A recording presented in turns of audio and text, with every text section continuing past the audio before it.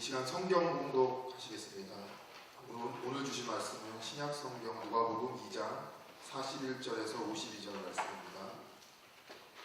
제가 가진 성경으로 신약 91페이지에 있습니다.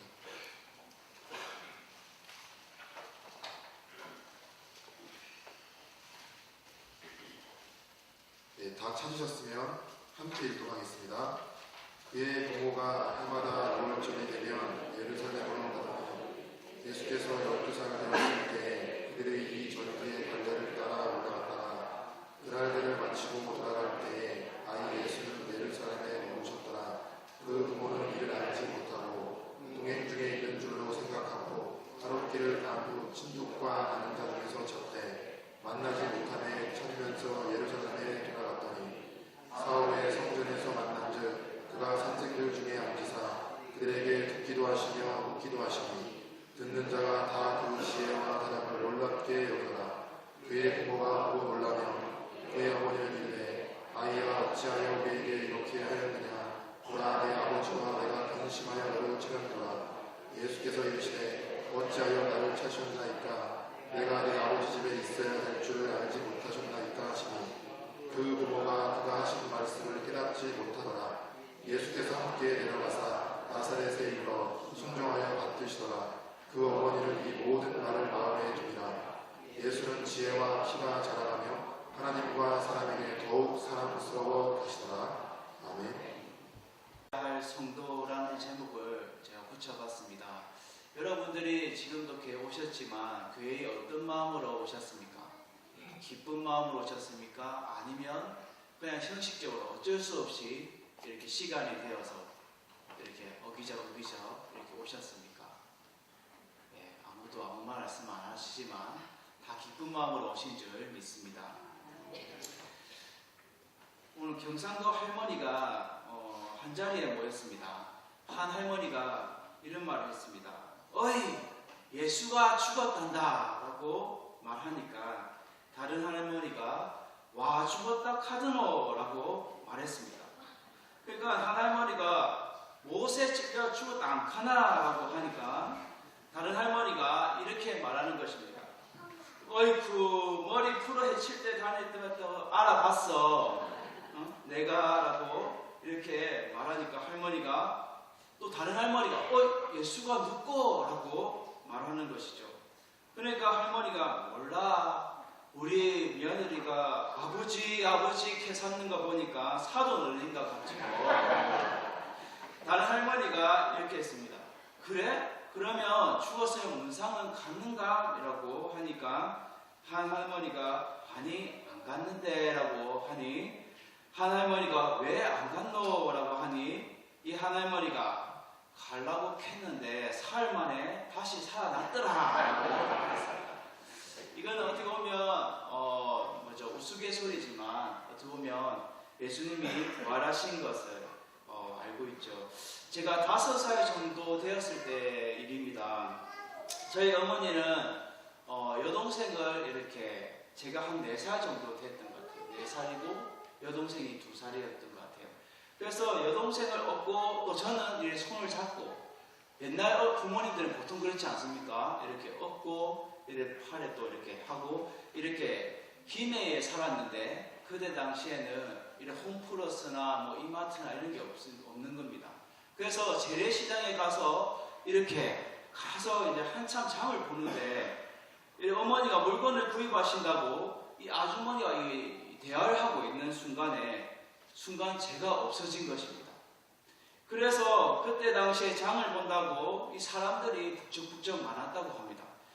그래서 제가 없어지다 보니까 이 봤던 장은 그냥 그 자리에 내동댕이 치버리고 그냥 막 영광아 부르면서 막 쫓아다닌 거죠.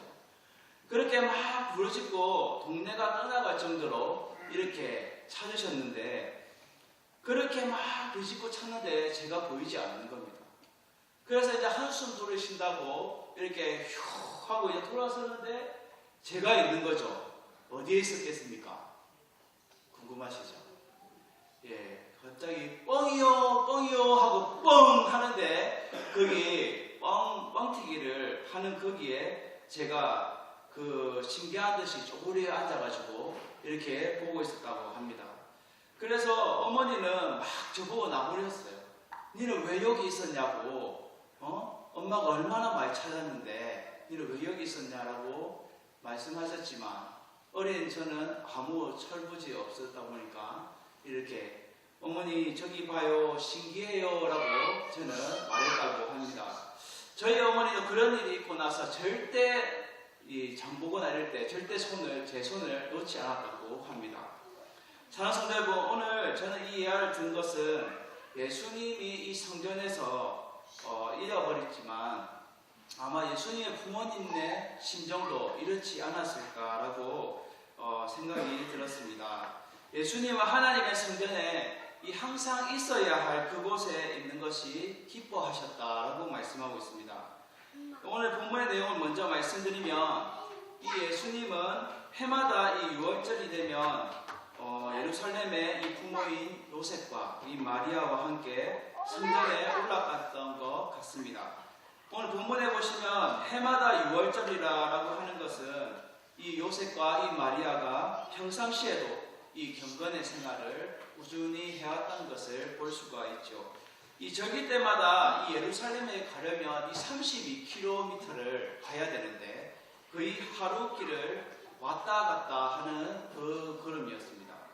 그래서 그 걸음이 멀은 것 같아도 그것을 마다하지 않고 이렇게 하루 길을 갔다 온 것은 그 믿음의 신앙이 대단했다라는 것을 보여주고 있는 것입니다. 그리고 오늘 나오는 이 장면은 예수님이 12살이 되었을 때에 절기를 따라 부모님과 함께 이 예루살렘 성전에 올라가셔서 예배를 드리고 또 집으로 다시 예배를 드리고 집으로 다시 가야 되는데 예수님은 혼자 이 예루살렘에 머물러 계시던 것이죠. 그리고는 그의 부모와 이 요셉과 마리아는 이를 알지 못하고 이 같이 동행 중인 이 예수님이 같이 동행 중인 줄 알고 이렇게 그냥 돌아간 것입니다. 왜냐하면 이것을 알 수 있는 게 예수님의 가족 일행 속에는 이 친척과 또 이웃과 이 가족과 함께 동행했기 때문에 신경을 쓰지 못했다라고 볼 수가 있습니다. 이 모습을 알 수 있는 것이 본문 44절에 보면 하루길을 간 후 이 친족과 아는 자 중에서 찾되라고 말씀하고 있습니다. 이렇게 사람이 많다 보니까 이 동행하는 사람이 많다 보니까 예수님에게 등한시하는 것이죠. 그래서 이렇게 결국은 예수님을 잊어버리고 나서 결국은 안 보이니까 찾게 된 것입니다. 그래서 다시 안 보이니까 다시 그 예루살렘으로 이 32km를 달려가는데 쉬지 않고 달려가는 것이죠. 여러분, 자식을 잃어버리면 부모는 얼마나 애가 타겠습니까? 저는 아직 제 자식이 4살, 2살이지만 만일에 잊어버렸다면 저도 눈썹이 휘날리도록 막 찾을 것 같습니다. 동네방네 막 소리치고 그럴 것 같습니다. 제가 예전에 김해 살면서 제가 학생부 교사를 할 때 어떤 학생을 잊어버렸다고 해서 제가 막 경찰서도 연락하고 막 저희가 막 운전하면서 막 찾았던 그런 기억이 있습니다. 그때의 진땀을 뺐습니다. 그런 거를 제가 볼 때에 아마 이렇게 잊어버리면 그런 심정이 아닐까, 그런 심정이 아닐까라고 생각이 들었습니다. 그래서 이 부모님은 예수님을 찾기 위해서 부지런히 달려갔을 것입니다. 그런데 예수님을 이렇게 만난 것은 이 하루길 만에 만난 것이 아니라 사흘 후에 만났다라고 말씀하고 있습니다. 이 사흘 후는 예루살렘에 가는데 하루, 또 예수님을 찾는데 하루가 걸린 것입니다. 그리고 나서 예수님을 예루살렘의 성전에 만나게 되는 것입니다. 그렇게 예수님을 만났는데 어떤 상황을 목격하게 됩니까? 본문 46절과 47절에 보면 성전에서 만난즉 그가 선생들 중에 앉으사 그들에게 듣기도 하시며 묻기도 하시니 듣는 자가 다 그 지혜와 대답을 놀랍게 여기더라 라고 말씀하고 있습니다. 이렇게 말씀하듯이 예수님은 학생의 위치에서 그들을 향해서 듣기도 하고 또 이 질문도 하고 또 존경의 태도를 보이시는데 그 태도가 그 듣는 자들에게 부끄럽게 할 정도로 지혜롭게 말씀하셨다라고 말씀하고 있습니다.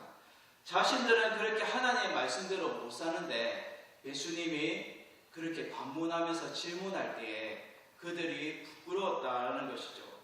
마음속에 찔리게 된 것입니다. 이러한 광경을 부모가 멀찍이에서 이렇게 바라보고는 와서 어머니가 예수님에게 뭐라고 말합니까? 아이야, 어찌하여 우리에게 이렇게 하였느냐?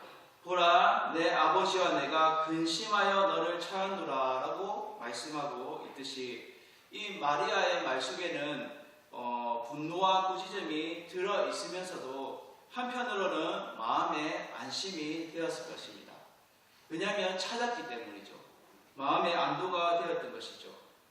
찾는데 힘들었지만 일단 이 아이가 숨어 있는 것이 아니라 찾아올 것 같은 곳에 계셨던 것입니다. 그래서 더 빨리 찾게 될 것을 찾게 된 것이죠. 그런데 이렇게 말하면 보통 부모님이 이렇게 꾸지람을 하면 보통 아이들은 어떻게 말합니까? 잘못했어요. 어머니 잘못했어요. 길을 잃어버려서요. 라고 보통 아이들은 얘기를 하는데 예수님은 그러지 않고 뭐라 말씀하십니까? 본문 49절에 어찌하여 나를 찾으셨나이까? 내가 내 아버지 집에 있어야 될 줄 알지 못하셨나이까? 라고 대답을 하십니다. 여기에서 내가 내 아버지 집에와 이 마리아가 말한 내 아버지의 집에는 서로 대조되는 것입니다. 마리아가 말한 이 아버지의 집은 요셉의 집을 말하는 것이고 예수님이 말한 내 아버지 집은 하나님의 아버지의 집을 이 성전을 말하고 있는 것입니다. 예수님은 이 말씀으로 자신의 신분과 또 자신이 앞으로 감당해야 될 이 사명에 대해서 분명한 의식을 가지고 계셨다는 것을 보여주고 있습니다. 그리고 또 한 가지는 첫 마디가 어찌하여 나를 찾으셨나이까 라고 말하는 것은 어떻게 보면 부모님에게 당돌하게 대드는 것처럼 부모님 왜 나를 찾으셨어요? 라고 볼 수 있겠죠. 그러나 아마 우리 일반 부모님들 같으면 이 자녀가 이렇게 눈을 똑바로 뜨고 반문을 하면 아마 화를 내셨을 것입니다. 이 녀석 어디 하늘 같은 이 부모에게 눈 부릅뜨고 여러분들 다 경험 있으시죠? 없으신가요? 저는 부모님에게 한번 대들었다가 된통 쫓겨난 경우가 있습니다. 그래서 그 다음부터는 절대 대들지 않았습니다. 여러분, 그래서 이렇게 사춘기 때는 아마 그런 경험이 다 있으실 것입니다. 그래서 아마 하늘 같은 부모에게 달려들어라고 이렇게 꾸지람을 받았을 건데 예수님의 말에 이 마리아는 절대 대꾸를 안 하시고 본문 51절에 그 어머니는 이 모든 말을 마음에 두니라라고 말씀하고 있듯이 예수님이 이 하나님의 아들이심을 입증하고 그 사실을 마음에 당연하게 이렇게 받아들이는 것을 볼 수가 있습니다. 그리고 예수님의 행동은 부모님과 함께 이 나사렛에 내려가서 그 다음부터는 이 부모의 말씀에 적극적으로 순종하면서 잘 받들어 섬겼습니다. 이러한 예수님의 이 지혜와 키가 자라가면서 하나님과 또 사람에게 더욱더 이 사랑받는 것을 볼 수가 있습니다. 예수님은 자신이 하나님의 아들이시면서도 분명히 인식하고 가르치는 일, 또 자신의 사역의 핵심이 될 것을 몸소 보여주시면서 가장 우선순위에 두어야 될 것은 하나님 아버지의 일에 아버지 집에서 섬기는 일을 몸소 보여주신 것입니다. 사랑하는 성도 여러분, 예수님이 아버지 집에 당연히 있어야 할 이유와 모습을 보여주신 것처럼 우리 이 오남 신여정대 뿐만 아니라 모든 전도회가 몸된 교회에 있으면서 하나님께서 기뻐하시고 또 그 기쁨을 받는 성도가 되기 위해서 이 세 가지 실천을 감당하셔서 주님의 귀한 복을 누리시기를 바랍니다. 첫 번째는 듣기도 하고 질문하는 이 지혜 있는 성도가 되어야 합니다. 이렇게 질문을 하기 위해서는 먼저 하나님의 말씀을 잘 듣고 꼭꼭 씹어서 알고 있어야 되는 것이죠. 하나님의 말씀을 잘 듣기도 하고 또 스스로 내가 하나님의 말씀에 그 말씀에 비추어서 잘 순종하면서 내가 살아가고 있나라고 하면서 스스로 질문하는 이 지혜 있는 성도가 되어야 할 것입니다.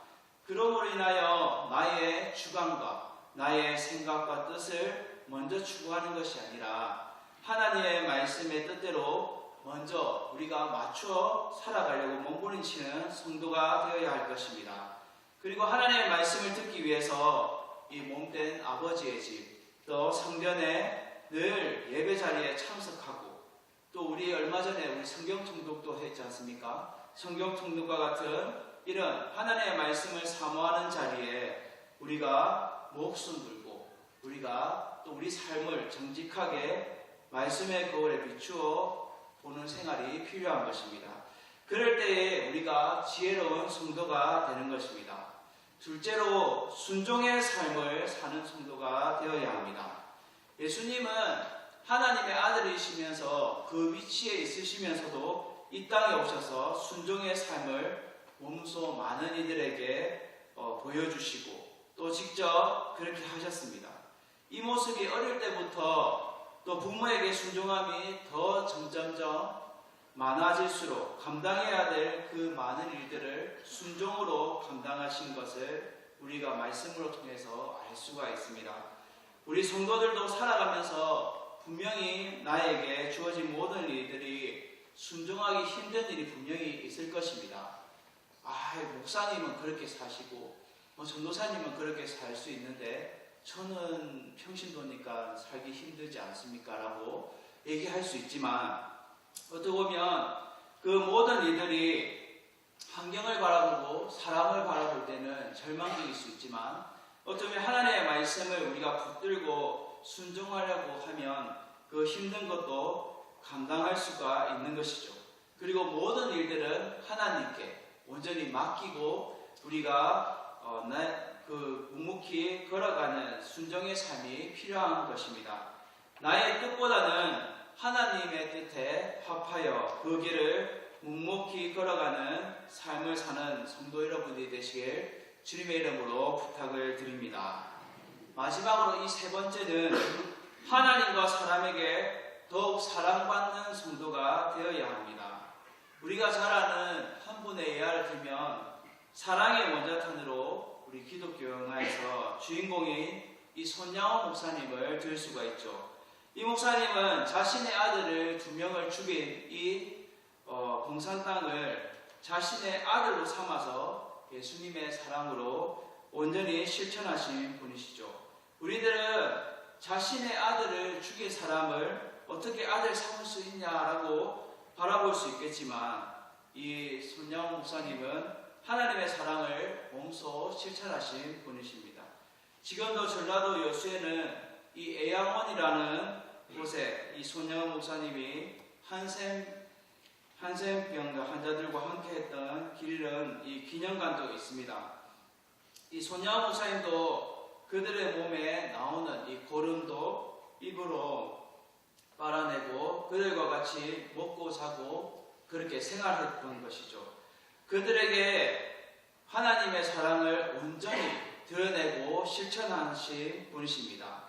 우리들도 이 정도까지는 아니더라도 하나님과 사람에게 더욱 사랑받고 실천받기 위해서는 내 자신이 먼저 헌신된 삶을 살아야 합니다. 저 자신도 이렇게 설교를 하고 있으면서도 지금 온 지 일주일밖에 안 됐잖아요. 그래서 이것저것 이제 헌신하기 위해서는 제가 먼저 알기 위해서 우리 최성우 우리 부목사님이 열심히 가르쳐 주시는데 지금 머리가 하나도 기억이 안 납니다. 그렇지만 이 본능적으로 이렇게 하려고 노력을 합니다. 그래서 저는 우리 목사님은 자랑을 많이 하셨죠. 뭐 자격증이 10개고 뭐 이랬지만 어쩌면 저는 진짜 부족한 사람입니다. 부족한 사람인데 우리 뭐죠 하나님이 이 길을 가라라고 이렇게 하시면서 얼굴은 다들 모르겠어요. 다들 이렇게 고생 안 한 것처럼 다들 보시더라고요. 교회들마다. 근데 고생을 많이 했습니다. 제가 산전수전을 공중전까지 제가 다 해봤습니다. 그래서 안 해본 일이 없고요. 다들 뭐 최 목사님도 저보고 덩치 크다고 좀 무섭다 하는데 절대 그런 포스 있는 사람은 절대 아니고요. 제가 만나면 참 이렇게 뭐죠 부드럽고 유머도 많고 끼도 많고 그런 사람인데 하여튼 제가 이 성안교회에 참으로 하나님께서 불러주신 것에 감사하고 또 제 자신이 먼저 헌신하려고 그렇게 마음을 먹고 있습니다. 그래서 오늘 오남 신녀 여전도 헌신 예배인데 어떻게 보면 이 헌신하는 그 자세가 참으로 겸손한 마음이 제일 필요하지 않는가라는 생각이 듭니다.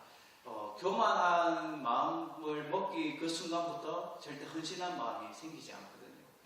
그래서 어떻게 보면 겸손한 마음으로 하나님의 말씀에 맞추어 살아가는 우리 오남 신녀 여전도 헌신 예배가 여전도가 됐으면 좋겠고요. 저 자신이 되었으면 좋겠습니다. 사랑하는 성도 여러분, 오늘 우리에게 비추어진 예수님의 모습은 먼저 하나님의 집을 섬기는 것에 보여주셨습니다. 그래서 우리 성도들은 어떻습니까? 우리 영적인 아버지 집에 항상 있는 성도이며 또 섬김의 삶을 살고 계십니까? 아니면 몸된 교회보다도 나의 집에 있는 것을 먼저 챙기십니까? 우리가 먼저 우선시해야 할 것은 나의 집부터가 아니라 하나님의 집을 먼저 내가 우선시하고 그 다음에 나의 집을 또 돌보는 것이 필요한 것이죠. 이러한 헌신의 삶을 살아갈 때에 여러분들의 모든 문제들은 하나님께 다 맡기는 것입니다. 제가 대구에서 사역할 때에 그 99세 권사님이 계셨어요. 그 권사님은 수요일이고 금요일이고 항상 일찍 오시는 거예요. 그래서 제가 고객자로 항상 세팅한다고 준비하고 있으면 일찍 오셔서 뒤에 모자실에 항상 이렇게 쪼그려 앉아 기도하시는 거예요. 그 모습에 제가 너무 감명 깊게 받았습니다. 거리도 멋인데 항상 버스를 멀리서 타고 오시고 그렇게 그 삶이 한 번만 반짝하는 것이 아니라 꾸준하게 하는 것, 한결같은 그런 것을 보면서 저도 도전을 받게 되었습니다. 그래서 여러분들도 여기 교회에서 제가 이렇게 곳곳에 보면 막 청소를 하시는 분도 계시고 또 여러모로 뭐 주방이나 주차나 또 방소실이나 여러모로 여러분 섬기시는 걸 보는데 여러분들 사람이 알아주지 않든 인정받지 않더라도 하나님이 여러분들을 인정하신다는 것을 기억하십시오. 그리고 모든 문제를 하나님이 책임져 주시고 해결해 주신다는 것을 믿으시길 바랍니다. 그래서 여러분들의 문제는 사람이 들으면 좀 불협화음이 있을 수 있어요. 그런데 여러분들이 말 못할 그런 고민들은 하나님의 집에 와서 아뢰시면 그 모든 문제들은 하나님이 들으시고 실타래처럼 풀어주실 걸 믿습니다. 그래서 하나님과의 관계가 먼저 회복되고 나서 진정한 회개가 나오는 것이고 그러므로 인하여서 모든 문제가 해결되는 것이죠. 여러분은 하나님의 관계를 먼저 회복되고 또 하나님의 집을 섬기는 일부터 제일 먼저 우선시에 두어서 잘 감당하시길 바랍니다. 그러므로 인하여 아버지의 집에 꼭 있어야 될 존재, 나는 꼭 이 성안교회에 꼭 필요한 존재라는 그 자부심을 가지시길 바랍니다. 여러분 한 사람 한 사람을 통하여서 이 성안교회가 든든히 세워가시는 것입니다. 아까 목사님이 1부, 2부에 때도 설교하신 것처럼 여러분들의 맡은 자리에서 묵묵히 일하시면 이 교회는 하나님의 교회는 든든히 세워가는 것입니다. 사람이 세워가는 것이 아니라 하나님이 세워가시는 것이죠. 그래서 여러분들이 하나님 앞에 먼저 인정받으려고 노력하시고 하나님에게 점수 따려고 노력하시는 여러분들이 되시길 주님의 이름으로 부탁을 드립니다.